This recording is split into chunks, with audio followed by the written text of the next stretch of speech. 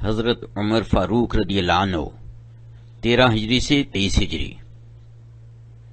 ابن ہشام فرماتے ہیں کہ عمر رضی اللہ عنہ کو خبر ملی کہ ان کے خاندان بنی عدی کی ایک غلام عورت نے اسلام قبول کر لیا ہے۔ آپ نے اس وقت تک ابھی اسلام قبول نہیں کیا تھا۔ عمر رضی اللہ عنہ کو بہت غصہ آیا۔ آپ کا معمول تھا کہ روزانہ اس عورت کو اتنا مارتے کہ تھک جاتے۔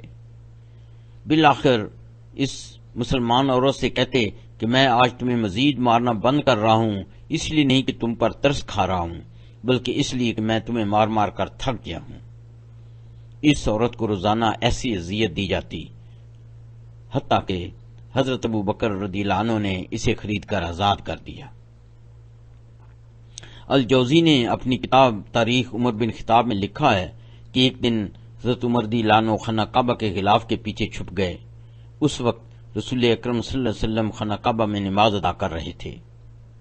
آپ صلی اللہ علیہ وسلم نے سورۃ الحاقہ کی تلاوت کی۔ حضرت عمر رضی اللہ عنہ نے قرآن کی فصاحت و بلاغت سے حضرت عمر رضی اللہ عنہ قرآن پاک کی فصاحت و بلاغت سے بہت متاثر ہوئے اور دل ہی دل میں کہنے لگے کہ یقیناً یہ کسی بڑے شاعر کا کلام ہے۔ اس وقت رسول اکرم صلی اللہ علیہ وسلم نے الحاقہ آیت نمبر 41 کی تلاوت فرمائی۔ وما هو بقول شاعر قلیلا ما تؤمنون، کہ یہ کسی شاعر کا کلام نہیں، لیکن تم لوگ بہت ہی کم ایمان لاتے ہو۔ اس پر عمر رضی اللہ عنہ نے دل ہی دل میں کہا پھر یہ ضرور کسی کاہن کا کلام ہوگا۔ اس پر رسول اکرم صلی اللہ علیہ وسلم نے آیت نمبر 42 اور اس سورت کی باقی آیات کی تلاوت فرمائی، الحاقہ 42 سے 52۔ ولا بقول کاہن قلیلا ما تذکرون تنزیل من رب العالمین ولو تقول علینا بعد الاقاویل لاخذنا منه بالیمین ثم لقطعنا منه الوتین فما منکم من احد عنه حاجزین وَإِنَّهُ لَتَذْكِرَةٌ لِّلْمُتَّقِينَ وَإِنَّا لَنَعْلَمُ أَنَّ مِنكُم مُّكَذِّبِينَ وَإِنَّهُ لَحَسْرَةٌ عَلَى الْكَافِرِينَ وَإِنَّهُ لَحَقُّ الْيَقِينِ فَسَبِّحْ بِاسْمِ رَبِّكَ الْعَظِيمِ۔ اور نہ کسی کاہن کا کلام ہے، لیکن تم لوگ بہت کم فکر کرتے ہو۔ یہ تو پروردگار عالم کا اتارا ہوا ہے۔ اگر یہ پیغمبر ہماری نسبت کوئی بات جھوٹ بنا لاتے تو ہم ان کا دائنا ہاتھ پکڑ لیتے، پھر ان کی رگے گردن کاٹ ڈالتے، پھر تم میں سے کوئی ہمیں اسے روکنے والا نہ ہوتا۔ اور یہ کتاب تو پرہیزگاروں کے لیے نصیحت ہے، اور ہم جانتے ہیں کہ تم میں سے بعض اس کو جھٹلاتے ہیں۔ نیز یہ کافروں کے لیے موجب حسرت ہے، اور بے شک کہ یہ قابل یقین ہے، سو تم اپنے پروردگار عز و جل کے نام کی تسبیح کرتے رہو۔ حضرت عمر رضی اللہ عنہ فرماتے ہیں کہ تلاوت قرآن سے میرا دل اتنا متاثر ہوا کہ اس دن مجھے یقین ہو گیا کہ اسلام ایک سچا مذہب ہے، لیکن میں آباء و اجداد کے مذہب کو چھوڑنے کے لیے تیار نہ تھا، اور حسب معمول اسلام کی بڑھ چڑھ کر مخالفت کرتا رہا۔ حضرت عمر رضی اللہ عنہ کا قبول اسلام۔ حضرت عمر رضی اللہ عنہ سے اسلام کی دن بدن ترقی دیکھی نہ گئی۔ ایک دن ننگی تلوار لے کر اپنے گھر سے نکلے تاکہ توبہ نعوذ باللہ بانی اسلام حضرت محمد صلی اللہ علیہ وسلم کا کام تمام کر دیں، اور اس طرح اس نئے مذہب کا کلا کما ہو۔ راستے میں ان کے ایک دوست سے ٹکراؤ ہوا۔ دوست نے پوچھا کہاں کی ٹھانی ہے؟ حضرت عمر رضی اللہ عنہ نے بتایا کہ حضرت محمد صلی اللہ علیہ وسلم کا کام تمام کرنا چاہتا ہوں، نعوذ باللہ۔ دوست نے کہا پہلے اپنے گھر کو سنبھالو، تمہاری بہن اور بہنوئی بھی اسلام قبول کر چکے ہیں۔ حضرت عمر رضی اللہ عنہ غصہ سے بھڑک اٹھے اور اپنا رخ بہن کے گھر کی طرف کر لیا۔ مکان کے پاس کچھ تلاوت کی آواز سنی، سرعت سے مکان میں داخل ہو گئے اور بہنوئی کو خوب پیٹا۔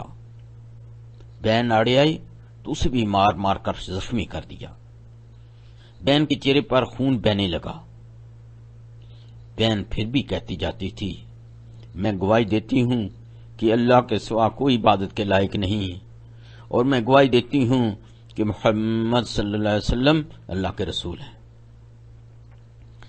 حضرت عمر رضی اللہ عنہ اپنی بہن کے چہرے پر خون دیکھ کر تھوڑے سے سیانے ہو گئے اور کہا، اچھا وہ دکھاؤ جو تم پڑھ رہے تھے۔ بہن نے کہا، تم ناپاک ہو، پہلے غسل کرو پھر اس کو ہاتھ لگا سکتے ہو۔ غسل کے بعد حضرت عمر رضی اللہ عنہ نے سورۃ طٰ کی آیات نمبر 1 سے 14 کی تلاوت فرمائی۔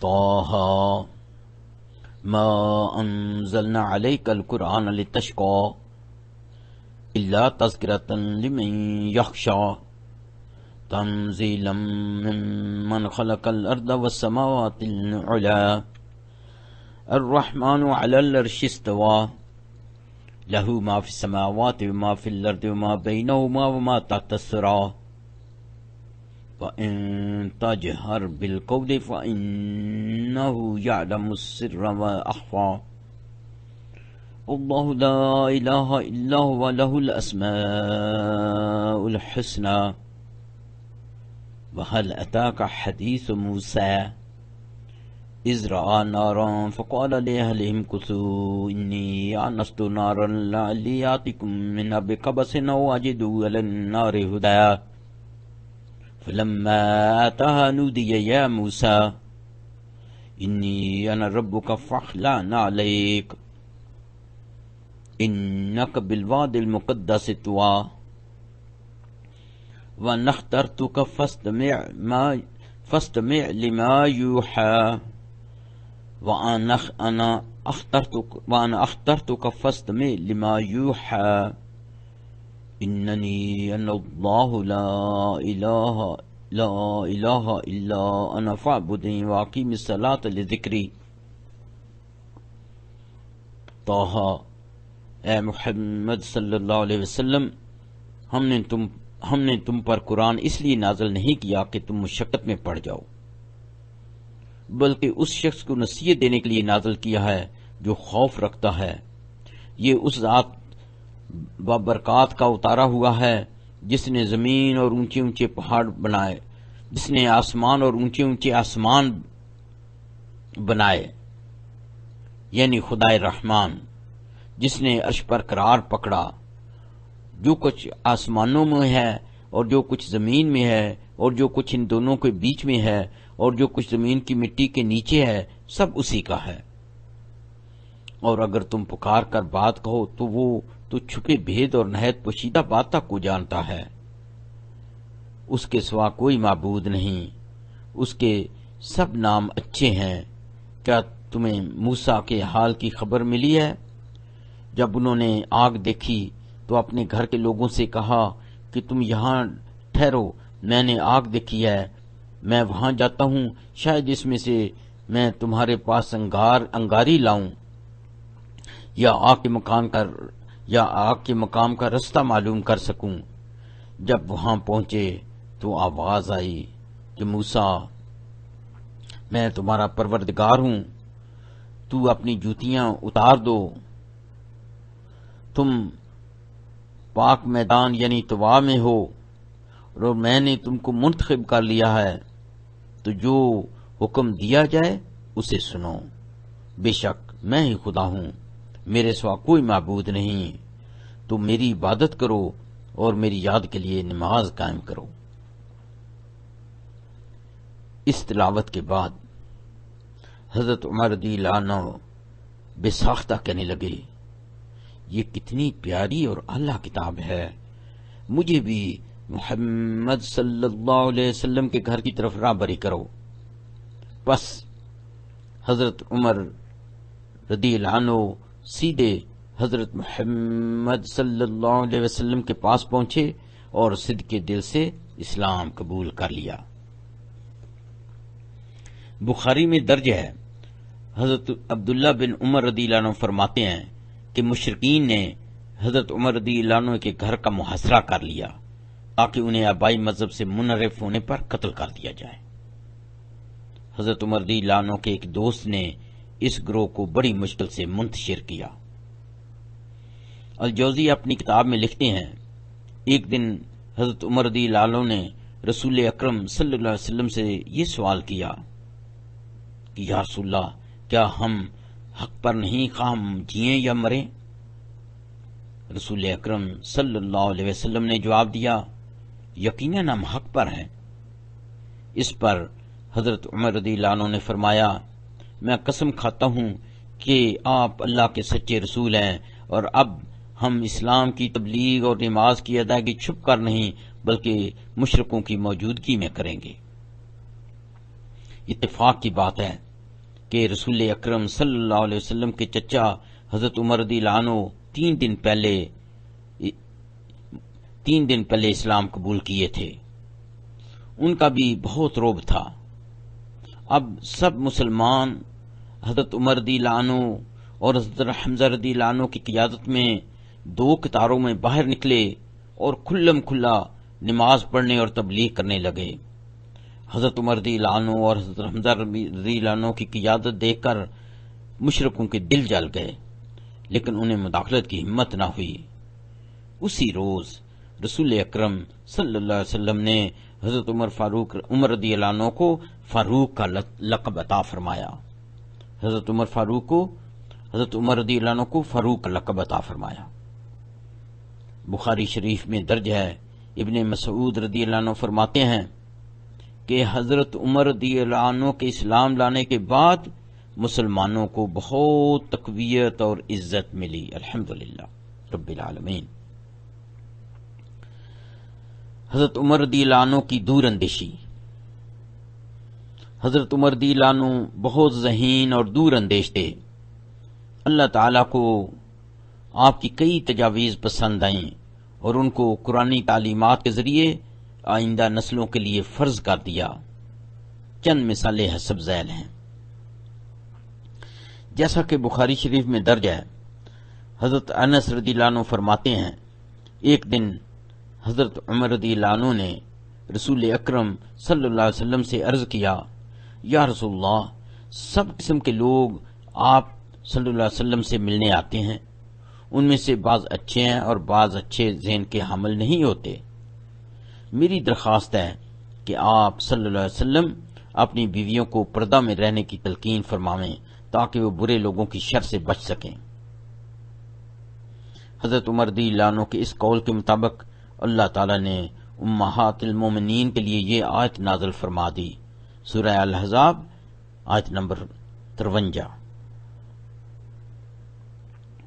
وَإِذَا سَأَلْتُمُوهُنَّ مَتَاعًا فَاسْأَلُوهُنَّ مِنْ وَرَاءِ حِجَابٍ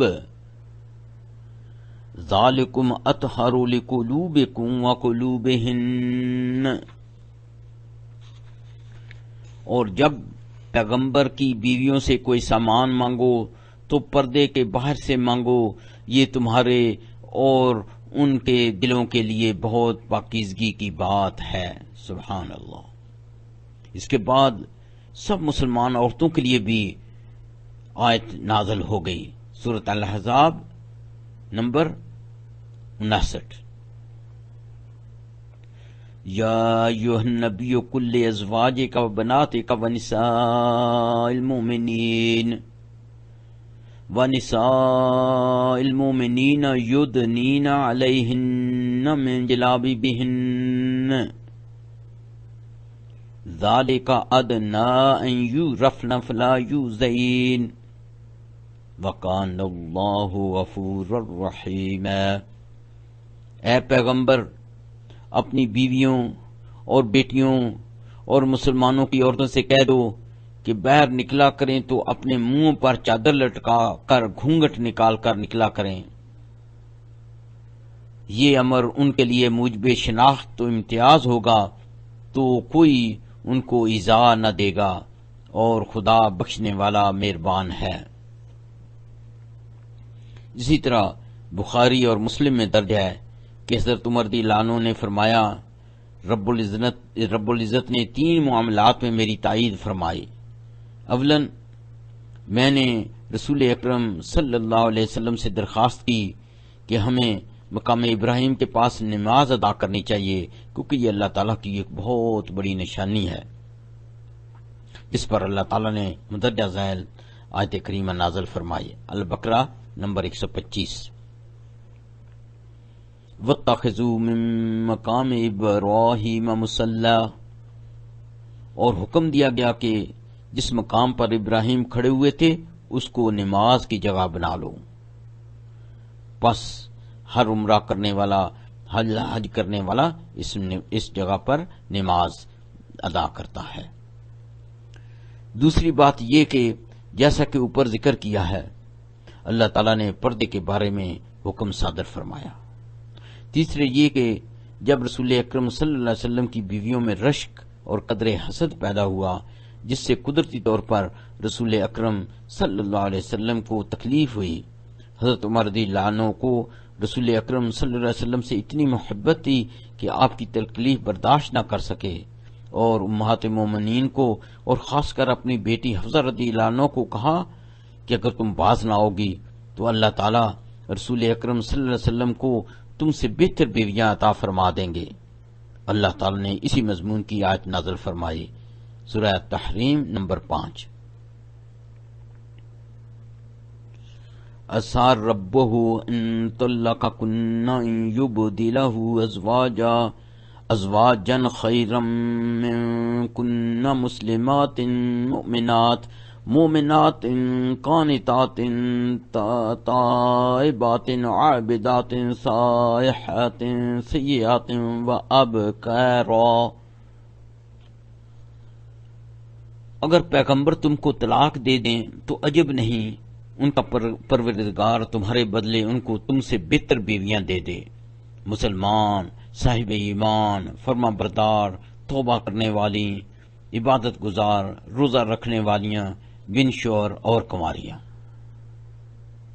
بس ان 3 معاملات کو اللہ تعالیٰ نے عمر رضی اللہ عنہ سے سنا اور اتنا پسند فرمایا کہ اس سلسلہ میں قرآن پاک کی آیات سے آئندہ تمام نسلوں کے لیے یہ واجب کر دیا۔ حضرت عمر رضی اللہ عنہ کی فراست۔ حضرت عمر رضی اللہ عنہ غیر معمولی صلاحیتوں کے حامل تھے، ہر معاملہ کی تہ تک پہنچ جاتے تھے اور اپنے فیصلہ کا نہایت جرأت سے اعلان فرماتے۔ مثلا بدر کی جنگ کے بعد مشرکین کے 70 سردار قید ہوئے، اس وقت تک ایثاران جنگ اور مال غنیمت کے بارے میں اللہ تعالیٰ کی طرف سے کوئی ہدایات نازل نہ ہوئی تھیں، جیسا کہ ترمذی شریف میں ذکر ہے۔ حضرت علی رضی اللہ عنہ فرماتے ہیں کہ رسول اکرم صلی اللہ علیہ وسلم نے فرمایا، آپ صلی اللہ علیہ وسلم نے صحابہ کرام سے فرمایا کہ اسیران جنگ کا معاملہ 2 طرح سے نپٹایا جا سکتا ہے، ایک یہ کہ سب اسیران جنگ کو قتل کر دیا جائے تاکہ طاقتور دشمن کی کمر ٹوٹ جائے، یا یہ کہ اسیران جنگ سے مادی تاوان لے کر انہیں رہا کر دیا جائے۔ آپ نے صحابہ کرام کو اپنی اپنی رائے پیش کرنے کی دعوت دی، کیونکہ شورا اسلام کی ایک اہم جز ہے۔ حضرت عمر رضی اللہ عنہ اور حضرت سعد بن معاذ رضی اللہ عنہ نے پہلی رائے سے اتفاق کیا، جبکہ باقی سب صحابہ کرام نے دوسری رائے کو بہتر سمجھا۔ رسول اکرم صلی اللہ علیہ وسلم چونکہ رحمت اللہ عالمین ہیں، انہوں نے بھی دوسری رائے پر عمل درآمد کیا۔ اسی دوران اللہ تعالیٰ کی طرف سے وحی نازل ہوئی، جس میں دوسری رائے کی ترغیب دینے والے صحابہ کرام کو تنبیہ کی گئی۔ سورہ الانفال آیت نمبر 67 اور 68۔ ما کان لنبی ان یکون لہ اسریٰ حتی یسخن فی الارض تريدون عرض الدنيا والله يريد الآخرة والله عزيز حكيم لولا کتاب من اللہ سبق لمسکم فیما اخذتم عذاب عظیم.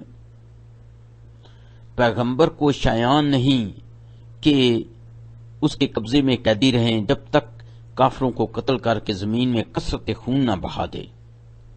تم لوگ دنیا کے مال کے طالب ہو اور خدا آخرت کی بھلائی چاہتا ہے اور خدا غالب حکمت والا ہے. اگر خدا کا حکم پہلے سے نہ آ چکا ہوتا تو جو فدیہ تم نے لیا ہے اس کے بدلے تم پر بڑا عذاب نازل ہوتا. بعد ازاں اللہ تعالیٰ نے اسیران جنگ اور مال غنیمت کے بارے میں مزید ہدایات نازل فرمائیں اور امت محمدیہ پر بہت بڑا احسان کیا. ان ہدایات کی روح سے اسیران جنگ کا تاوان اور مال غنیمت امت محمدیہ کے لیے حلال کر دیے گئے، بلکہ صحابہ کرام کو ان کی گزشتہ لغزش معاف کر دی گئی. سورہ الانفال نمبر 69. فَكُلُوا مِمَّا غَنِمْتُمْ حَلَالًا طَيِّبًا وَاتَّقُوا اللَّهَ إِنَّ اللَّهَ غَفُورٌ رَحِيمٌ. تو جو مال غنیمت تم کو ملا ہے اسے کھاؤ، وہ تمہارے لیے حلال طیب ہے، اور خدا سے ڈرتے رہو، بے شک خدا بخشنے والا مہربان ہے. حضرت عمر رضی اللہ عنہ کی رشتہ داری. رسول اکرم صلی اللہ علیہ وسلم نے حضرت عمر رضی اللہ عنہ کی بیٹی حفصہ رضی اللہ عنہ سے شادی کی. اس طرح حفصہ امہات المومنین میں سے ہیں. علاوہ ازیں جیسا کہ ابن عبد البر القرطبی 363 سے 463 ہجری نے اپنی کتاب استیعاب میں، اور حافظ ابن حجر الاسقلانی نے اپنی کتاب الاصابہ میں لکھا ہے، حضرت عمر رضی اللہ عنہ نے حضرت علی رضی اللہ عنہ کی بیٹی ام کلثوم سے شادی کی. اس شادی کے بعد حضرت عمر رضی اللہ عنہ فخر سے کہتے تھے کہ اب میں رسول اکرم صلی اللہ علیہ وسلم کے کنبہ کا خونی رشتہ دار بن گیا ہوں. حضرت عمر رضی اللہ عنہ کا دور حکومت. حضرت عمر رضی اللہ عنہ کا دور حکومت اسلامی طرز حکومت کا بہترین نمونہ تھا. آپ نے ایران، شام، روم، فلسطین اور ترکی کے بعض حصے فتح کیے. آپ نہایت ذہین اور مدبر تھے. آپ کا نظام حکومت، اصلاحات، خدمت خلق کا جذبہ رہتی دنیا تک یاد رہے گا. آپ ہی نے اسلامی کیلنڈر بھی رائج کیا. فتح یروشلم. فتح یروشلم نہایت دلچسپ واقعہ ہے. حضرت ابو عبیدہ رضی اللہ عنہ اور حضرت خالد بن ولید رضی اللہ عنہ نے یروشلم کا محاصرہ کیا.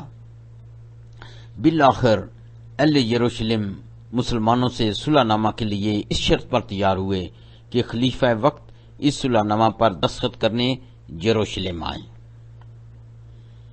حضرت عمر رضی اللہ عنہ نے حضرت علی رضی اللہ عنہ کو مدینہ منورہ میں اپنا نائب مقرر کیا اور اپنے ایک غلام سالم نامی کے ہمراہ یروشلم کے لیے روانہ ہو گئے. ان دونوں کے پاس ایک اونٹ تھا جس پر غلام اور آقا باری باری سواری کرتے، جبکہ دوسرا ساتھی پیدل چلتا. یاد رہے کہ ان کے ساتھ کوئی اور سیکورٹی پروٹوکال نہیں تھی. کئی دنوں کے سفر کے بعد جب یروشلم شہر میں داخل ہونے لگے تو سالم کی سواری کرنے کی باری تھی، اور حضرت عمر رضی اللہ عنہ اونٹ کی نکیل پکڑنے پیدل چلنے اور حضرت عمر رضی اللہ عنہ اونٹ کی نکیل پکڑ کر پیدل چل رہے تھے. سالم نے اپنی باری حضرت عمر رضی اللہ عنہ کو پیش کی، لیکن حضرت عمر رضی اللہ عنہ نے انکار کیا اور فرمایا کہ اسلام کی دی ہوئی عزت ہمارے لیے کافی ہے. اسلام کی دی ہوئی عزت ہمارے لیے کافی ہے. بڑے بڑے لوگوں نے حضرت عمر رضی اللہ عنہ کو اونٹ کی نکیل تھامے پیدل چلتے یروشلم میں داخل ہوتے دیکھا. حضرت عمر رضی اللہ عنہ نے باہمی صلح نامہ پر دستخط کیے اور اہل یروشلم کو ہر طرح کے ذاتی اور مالی تحفظ اور امان عطا فرمائی. آپ نے ان کو اپنے مذہب پر قائم رہنے، اور بغیر کسی روک ٹوک کے عبادت کرنے کی بھی اجازت دی۔ عمر رضی اللہ عنہ کی شہادت 26 ذوالحجہ سنہ 23 ہجری کو حضرت مغیرہ بن شعبہ رضی اللہ عنہ کے نصرانی غلام ابو لولو فیروز نے فجر کی نماز کے دوران حضرت عمر رضی اللہ عنہ پر اپنے خنجر سے حملہ کر دیا۔ عمر رضی اللہ عنہ شدید زخمی ہوئے اور فرش پر گر پڑے۔ عبد الرحمن بن عوف رضی اللہ عنہ نے نماز مکمل کرائی۔ ابو لولو نے اپنے آپ کو بھی خنجر سے ہلا کر لیا۔ حضرت عمر رضی اللہ عنہ نے اپنی جانشین کے لیے ایک مجلس شورا مقرر کر دی۔ آپ کی صاحبزادی حفصہ رضی اللہ عنہ ماتمی الفاظ کہتے ہوئے اپنے والد کے پاس پہنچی۔ حضرت عمر رضی اللہ عنہ نے انہیں کہا، میں تمہاری آنکھوں پر قابو نہیں پا سکتا، لیکن یاد رکھو جس میت پر بیان کیا جاتا ہے فرشتے اس سے نفرت کرتے ہیں۔ اسی طرح حضرت صہیب رضی اللہ عنہ عمر رضی اللہ عنہ کے زخم دیکھ کر چیخ اٹھے، ہائے عمر، ہائے عمر، ہائے عمر۔ اس پر حضرت عمر رضی اللہ عنہ نے فرمایا، بھائی صبر سے کام لو، کیا تم نہیں جانتے کہ جس پر ماتم کیا جاتا ہے اس پر عذاب ہوتا ہے؟ وفات کے وقت حضرت عمر رضی اللہ عنہ کا سر ان کے بیٹے حضرت عبداللہ رضی اللہ عنہ کے زانوں پر تھا اور وہ وصیت سن رہے تھے۔ حضرت عمر رضی اللہ عنہ نے کہا کہ میرا سر حضرت عمر رضی اللہ عنہ نے کہا کہ میرا سر زمین پر رکھ دے۔ حضرت عبداللہ رضی اللہ عنہ نے کہا کہ میرے زانوں اور زمین میں کیا فرق ہے؟ حضرت عمر رضی اللہ عنہ نے کہا کہ میرا چہرہ زمین پر رکھ دے، شاید خدا مجھ پر مہربان ہو جائے اور رحم کرے۔ کاش اللہ تعالی ہمیں بھی عمر رضی اللہ عنہ جیسی عاجزی اور خدا کا خوف عطا فرمائے، آمین۔ بخاری میں درج ہے کہ ابن عباس رضی اللہ عنہ فرماتے ہیں کہ عمر رضی اللہ عنہ کی وفات کے بعد علی رضی اللہ عنہ عمر رضی اللہ عنہ کے گھر تشریف لائے اور علی رضی اللہ عنہ نے میرے کندھے پر ہاتھ رکھتے ہوئے کہا، یہ فرمایا، اے عمر رضی اللہ عنہ، اللہ تم پر رحم کرے، تم نے اپنے بعد کوئی ایسا شخص نہیں چھوڑا جس کے اعمال پر میں رشک کر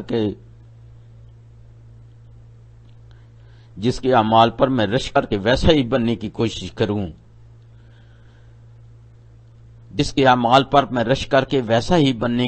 کروں، خدا کی قسم مجھے یہی گمان غالب ہے کہ اللہ تمہیں تمہارے دونوں ساتھیوں کے ساتھ بحشت اور قبر میں رکھے گا، کیونکہ میں نے رسول اکرم صلی اللہ علیہ وسلم کو اکثر یہ فرماتے سنا۔ میں گیا اور ابو بکر و عمر ساتھ تھے، میں اندر داخل ہوا اور ابو بکر و عمر بھی اندر داخل ہوئے، میں باہر نکلا اور ابو بکر و عمر بھی میرے ساتھ باہر نکلے۔ اس سے واضح ہے کہ نہ صرف رسول اکرم صلی اللہ علیہ وسلم بلکہ علی رضی اللہ عنہ بھی اپنے بھائیوں ابو بکر رضی اللہ عنہ اور عمر رضی اللہ عنہ کا کتنا احترام کرتے تھے، سبحان اللہ۔